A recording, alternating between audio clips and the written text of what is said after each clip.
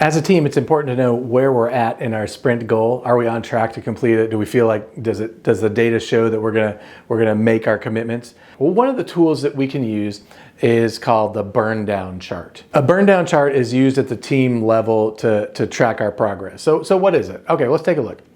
So across the x-axis, we've got the days in the sprint. And then the y-axis is the points that we've committed to. So we'll have those points on the y-axis, and we'll make a mark on day one of what we committed to. So let's say we committed to 50 story points. That's our commitment. So day one of the sprint, we have our dot up at the top, 50 points. That's what we've committed to.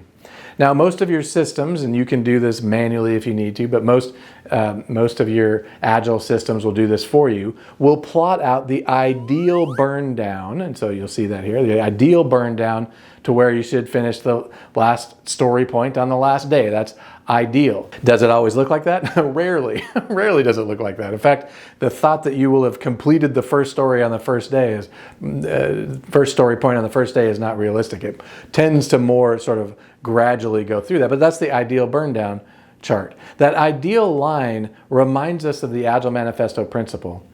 Agile processes promote sustainable development. The sponsors, developers, and users should be able to maintain a constant pace indefinitely. So as the days progress, typically after a daily stand-up type event, we plot on the burn down chart where we are. If we were able to complete, say, 10 story points on the first day, then we would draw a dot after day one, starting day two of dropping down 10 points. We'll go from 50 to 40. There's now 40 points left in our committed work. We're burning down through the work. Well, maybe the next day we completed 5 points. We would now draw a dot, and on day 3 we would move down to 35 points remaining. And maybe we're slowing down. Maybe we have 0 points delivered over the next 2 days. That's okay, but you can see how the line then passes our ideal burn down line. The tool is meant to let you know if you're on track. If it's to the right of the ideal line, you're behind schedule. If it's to the left, you're ahead of schedule. It's just a visual indicator. Now, let me make this statement about burn down charts. They're really used for the team level.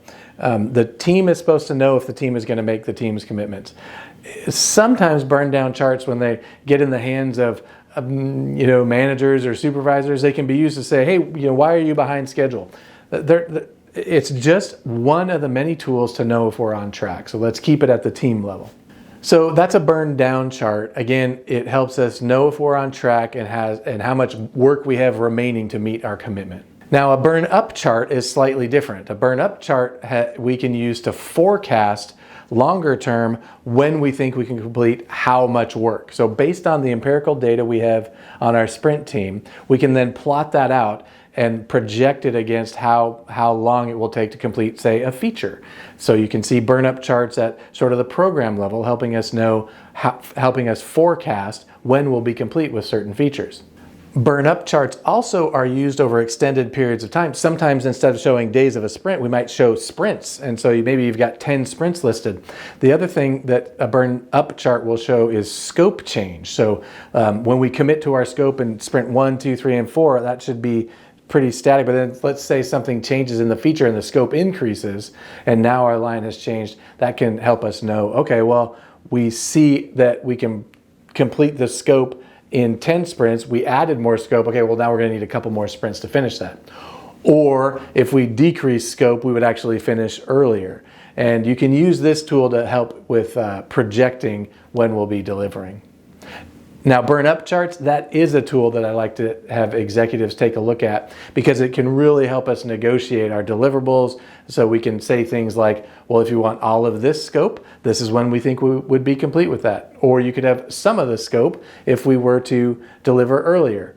And you can enter into those conversations. Most of the times, sponsors, stakeholders, they'd rather have something now than nothing later when we start to add scope and get farther out. They typically want to see the things we're delivering and would rather have something sooner.